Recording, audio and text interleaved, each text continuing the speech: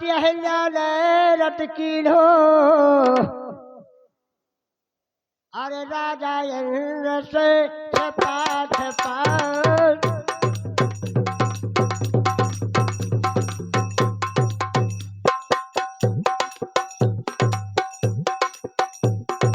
Gautam shop से पत्थर पर गए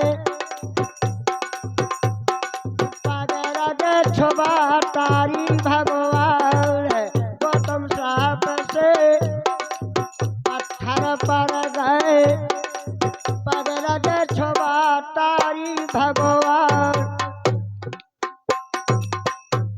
तो राजा के हेलो राजा के को ब्रह्मा जी का वरदान था पशु पक्षी जीव जंतुओं की भाषा का ज्ञान था लेकिन शर्त यह थी ब्रह्मा जी के साथ कि राजन अब तुम किसी इस रहस्य को बता दोगे उसी समय तुम पत्थर के हो जाओगे। एक समय रानी राजा खाना खा रहे थे रानी पंखा ढोला रही एक चीता आया राजा की थाली से भोजन ले गया रास्ते में चीता मिल गया चीटी कहने लगी यो भोजन मोखे दे दो स्वामी चीता कहने लगो राजा खाना खा चाहे जब तो लिया खा ले बोली मैं नारी जाता मैं राजा की थाली न छू तुम चले जाओ बोली मैं न जाऊं यह बात राजा सुनत तो चूंकि उसे जीव जंतु की भाषा का ज्ञान था और राजा के हंसी आ गई कि देखो इन दोनों चीता चीटी में कितना प्रेम है कितनी मर्यादा है ये नारी जात क्या कह रही है और राजा हंस पड़े रानी अपने ऊपर ले गई कि तुम काय हंसे उन्होंने सोची कि वो कछु दिखा पड़े नहीं जाने का अंग भंग तो ये हंस पड़ी बोली बताओ काय हंसे बोली जो ना पूछ काय हंसे यही कभी चंद पंक्तियों में बात लिखते हैं अब राजा कह हंसी आए गए लो पूछा तो रानी भाई है राम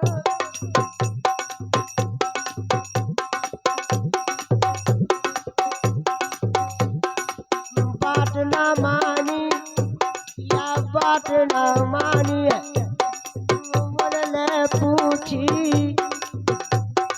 बता दो तो हो गए पाखाड़ बात ना मानी है ने पूछी है बता दो तो हो गए बात न मानी उनने पूछी बता दो हो गए पाखाड़ बाल हट राजा हट त्रिया हट उन्हें जबरदस्ती पूछ की आखिर तुम हंसे काहे तब राजा ने कहा कि चलो नदी के किनारे में वहां बताऊंगा वहां बताते वहीं पत्थर के हो जाती है बात न मानी उन्होंने पूछी बता दो हो गए पाखर अब त्रिया चलत जो टलना जानी त्रिया चलत जो टलना जानी भैया नर क्या जाने साधु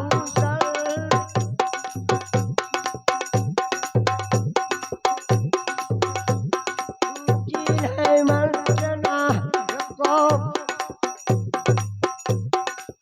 जिन्हें मंत्र ना रखो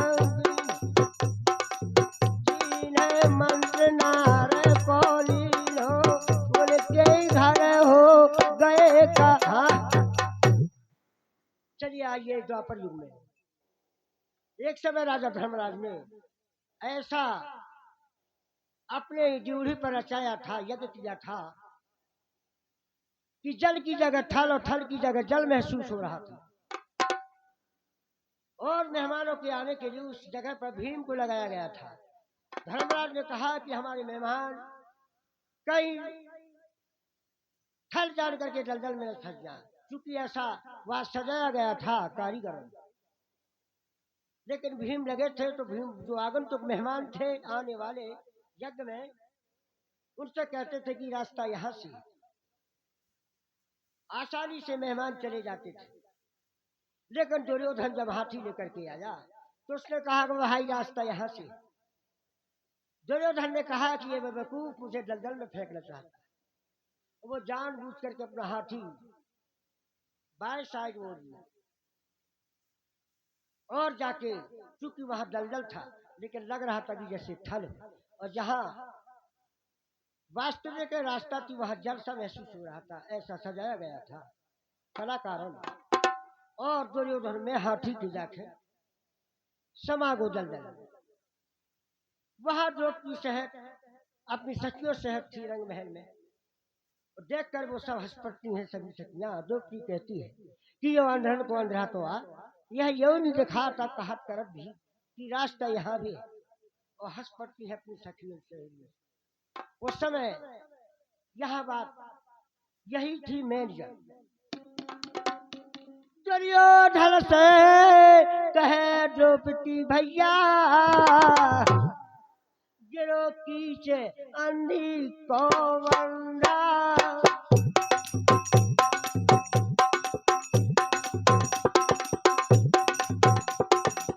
अनुचित लग गए,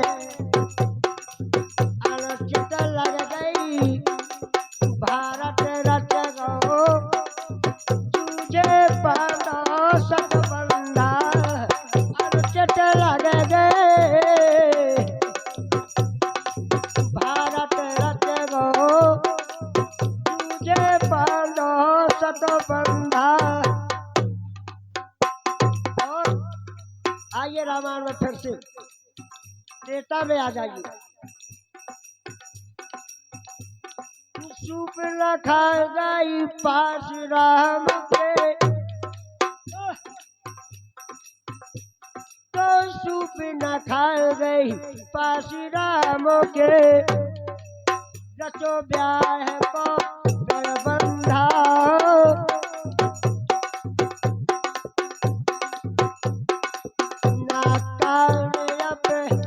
कटवाले जो नाक कान अपने कटवाले, और जजवा दे दस कंधा।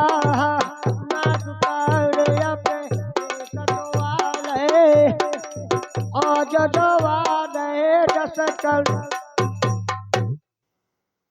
ऐसी थी नारी जातियां। नाक कान अपने कटवाले और जजवा दे दस कंधा। अब निश्चर से करी सब चपटी, मिट्टी तपन हो गई सोता।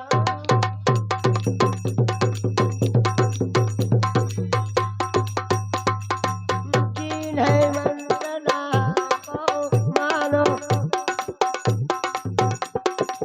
उनके घर हो गए खयल थे।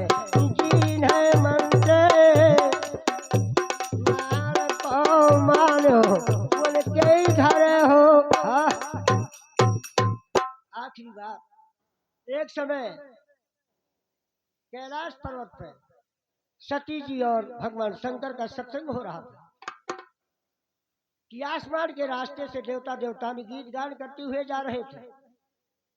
एक विमान निकल गया, दो विमान निकल गए, तीन विमान निकल गए। सती जी ने पूछा, स्वामी ये आज विमान कहाँ जा रहे हैं? देवता देवतानी गीत गान करते हुए जा रहे हैं, आखिर स्वामी बताओ ये जा कहाँ रहे? भगवान शंकर कहने लगे तो जूनियर राय के चक्कर में लपा तो सुन चुक उसने कहा। तलक देर खेत चला रही सती जी, फिर और विमान करे दो तीन दिन ठक के बोली स्वामी बता दे। मुमन्नी मानत आखिर ये विमान याद कहाँ है? तब भगवान को बहुत आग्रह करने पर शंकर जी के, तब वो बोली भगवान शंकर कि तुम्हारे पिता ने यह रचा है, ये सब लोग निमंत्रण में जा रहे हैं। सती जी कहने लगी महू जे हो।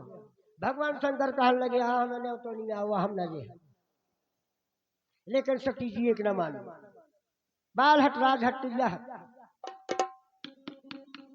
अब यज्ञ भवन गई थी भैया सती पिता घाट, नामानी की सो कह हट कर।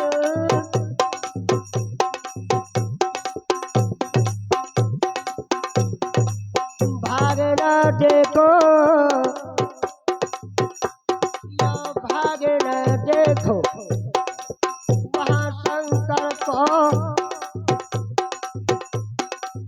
पूरे बेटे का भाई भाई भसवंत भागे न देखो, वहाँ शंकर को कूद वेद का भाई भसवंत भाग न देखो, वहाँ शंकर को कूद वेद का भाई भसवंत। ऐसी होती है नारियां, हटी ऐसी, अब है नहीं, माफ करना, और हटी ऐसी नारियां। बाबूजी से निवेदन करेंगे कि अपनी ख्याल को रफ्तार पे रखें, क्योंकि सुबह का वक्त है। बड़ी नारा